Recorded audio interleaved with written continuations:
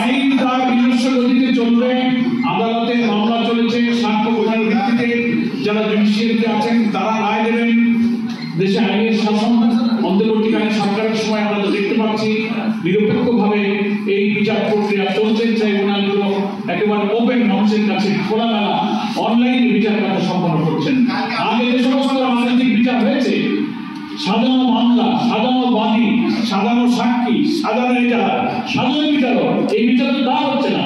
এই বিচার প্রতি জাতির আস্থা আছে, আমরা আইনের উপরই আস্থা রাখি। আমরা অতীতের কর্মসূচিতেও মাঠে ছিলাম, এবারেও এই ফ্যাসিবাদের আন্দোলনের কর্মসূচিতে নাশকতা